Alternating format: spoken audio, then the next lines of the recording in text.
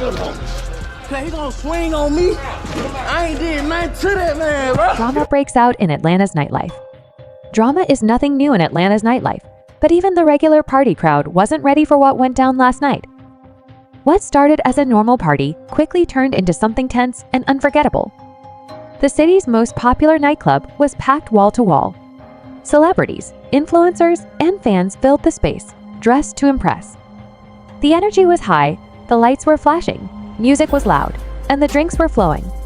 Most people were just there to have fun, dance, and enjoy the night. But for three well-known faces, the night wasn't about partying. It was about unfinished business, and it was about to get messy. In one of the VIP sections, Kirk Frost and young Jock sat quietly in their booth. Normally, they were the life of the party, laughing, taking photos, and having a good time. But not tonight. They weren't smiling. They weren't even drinking, though they held glasses in their hands. They just sat there, scanning the crowd like they were on a mission. From their booth, they had a perfect view of the club. It was clear they weren't just there to chill. They were watching and waiting. Something or someone was about to arrive. That someone? None other than Lil Scrappy. As soon as Scrappy walked in, the vibe in the club shifted. He walked with that familiar swag, grinning like he owned the place. Dressed fresh, surrounded by his crew, and full of energy, Scrappy started greeting fans, taking selfies, and clinking glasses. People were drawn to him. His presence lit up the room. But while everyone else was laughing and having fun, two sets of eyes weren't joining in. Kirk and Jock never took their eyes off him. From across the club, they watched his every move. They weren't impressed, they were focused. A few people started noticing the tension. A dancer by the bar paused mid-move and looked toward Scrappy. Security guards quietly adjusted their positions. Even the DJ, who'd been hyping the crowd, slowed down the beat slightly, sensing a shift in energy. The party was still going, but something had definitely changed. Back in the VIP booth, things got even quieter. Kirk leaned in and whispered something to Jock, who glanced at his phone before looking back around the club. Their expressions were serious.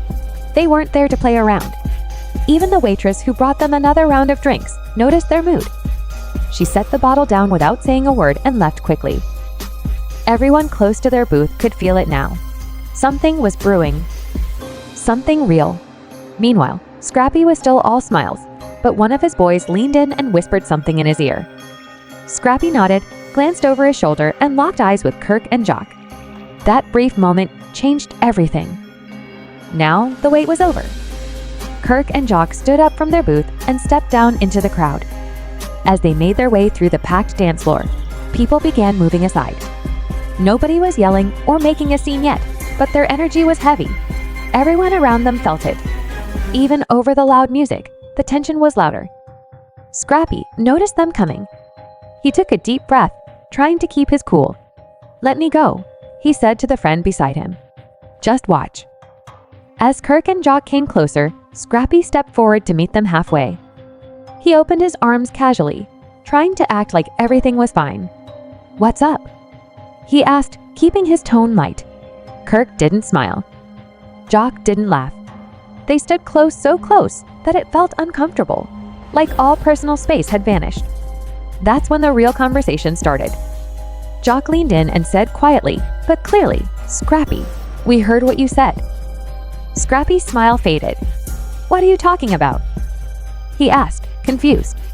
"You know exactly what," Kirk replied, "smiling in our faces, then running your mouth behind our backs." Before Scrappy could respond, Kirk pulled out his phone and held it up. "We got the proof. The screenshots. The messages. Everything." Scrappy looked at the phone, then back at Kirk, his expression changing. "Man, that's not the full story. You're twisting things." Kirk didn't blink. "Twist or not, you said it. That's all that matters." Scrappy raised his voice a bit. "I said what I said, but it wasn't how you're making it sound." People love to stir things up. They take one thing and make it 10 times worse. But Kirk wasn't buying it. "You think people are lying for fun? You think we're dumb?" The music kept playing in the background, but it no longer matched the energy. The tension between the three men was thick, like a storm about to break. Nearby clubgoers had stopped dancing. Phones were slowly being pulled out. Security began inching closer, trying to read the room. Scrappy's crew started stepping in, ready to defend their guy. Kirk and Jock didn't back down. They weren't yelling, but their eyes said everything. "You've been playing both sides," Jock said. "That stops now." Scrappy sighed, rubbing his hands together. "Why all really think I'm out here trying to start drama?" "Come on, man. We've known each other for years." "Exactly," Kirk said. "And that's why this hurts more. We don't fake anything. Don't expect us to sit back while you talk slick and think it won't get back." The room had gone from wild to wary in just minutes. Everyone was watching, waiting to see what would happen next.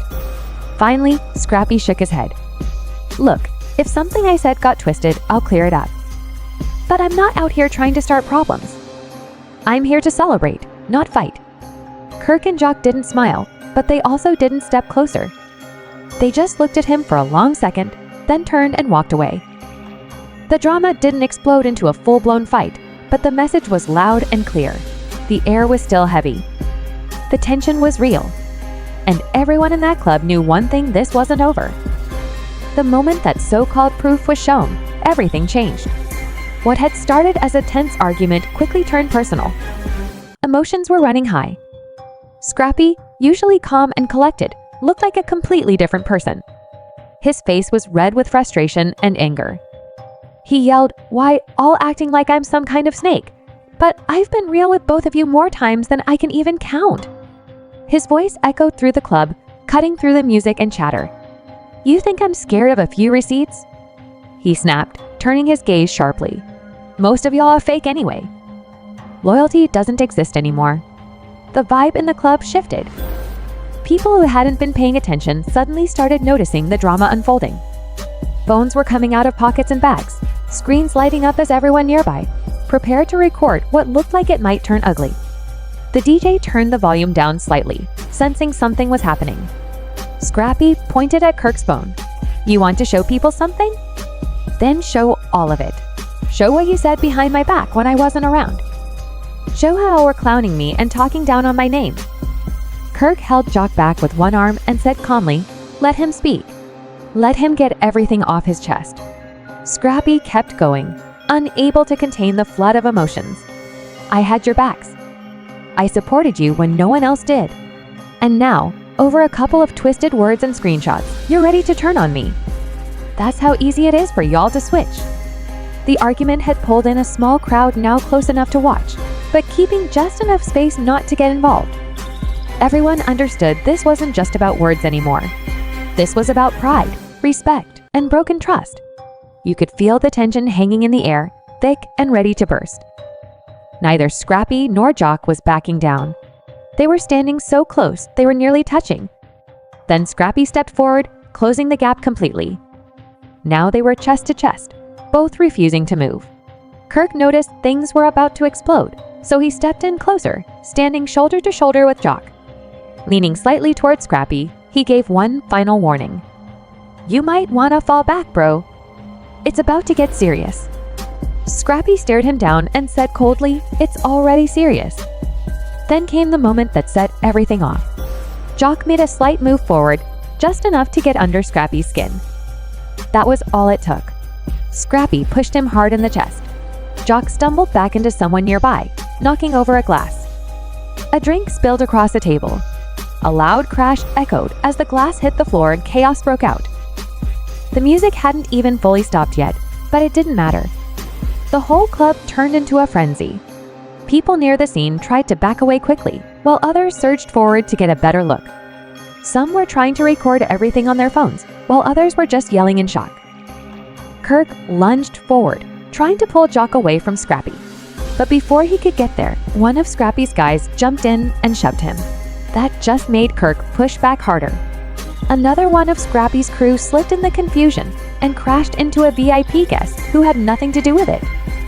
Suddenly, the entire dance floor turned into a wild mess, drinks spilling, chairs falling, people bumping into each other, and phones flashing. Screams rose above the music, and even the DJ looked shocked. This wasn't just a fight, it was a full-blown nightclub brawl. Security didn't waste any time. Dressed in black and clearly trained for situations like this, the bouncers came running in from every direction. One of them grabbed Kirk from behind, dragging him away from the fight. Another jumped between Jock and Scrappy before anyone could throw punches. But Scrappy's crew wasn't done. One of his guys shoved a security guard, shouting, "Don't touch him like that!" That just made the bouncers react more aggressively, forcing the group apart with brute strength. Tables got shoved, people screamed, and drinks splashed onto expensive outfits.